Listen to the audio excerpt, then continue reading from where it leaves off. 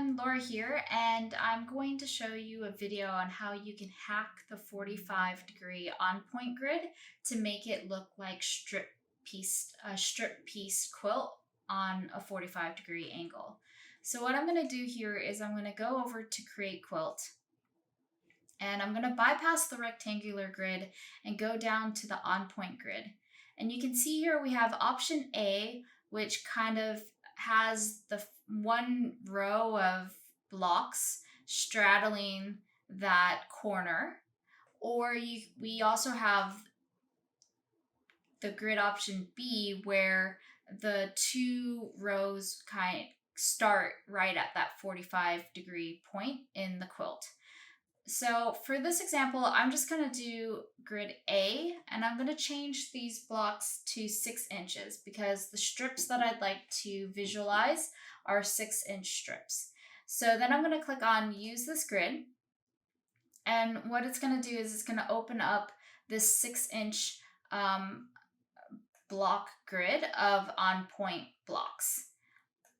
And what I'm going to do is I'm going to, instead of just doing and designing each block here, I'm actually going to fill this entire, I'm going to go a little off center,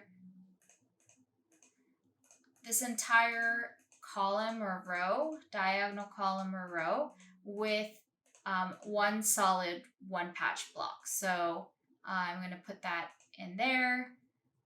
Once I have some blocks in the quilt, I can randomize the colors.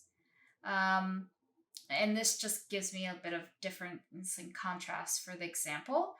So I have now really quickly, I've created almost like one quote unquote strip of fabric. And I can then also do the same thing for the other direction, and then add those to the quilt. And now I have another strip, and I can really quickly do that for that fabric as well.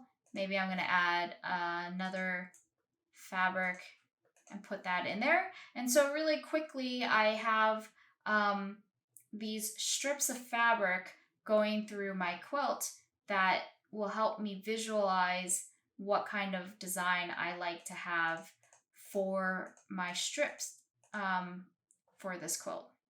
And so you can see kind of it's starting to build out, and I can maybe, change the color of that. Maybe I don't want it to be quite so green, or actually maybe go with like a blue. And don't forget to save. So this is just a really quick way to hack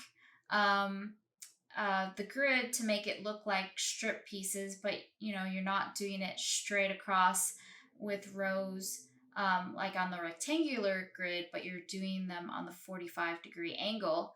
And one thing I would like to know, it is a hack because we're not able to merge these blocks the way we are with the rectangular grid.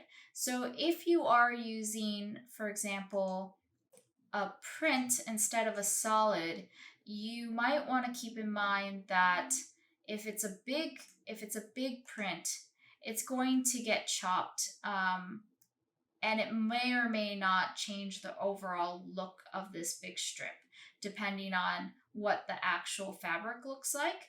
But I think that it's still a really good example of what this quilt will look like when maybe paired next to a different fabric. And so you can still kind of get that idea across and use your imagination of like, okay, if that print was maybe a little bit bigger, not bigger, but if it had less repeating than each block, maybe it might not be as dense, but you can still get that overall feel of, is this something that I would like? So I hope that this tutorial kind of gets you thinking about how you can use Pre-Quilt and kind of hack what we have to be able to visualize what you're trying to do. And if you have any questions, please don't hesitate to email us. We're always happy to help. Okay, thanks. Bye.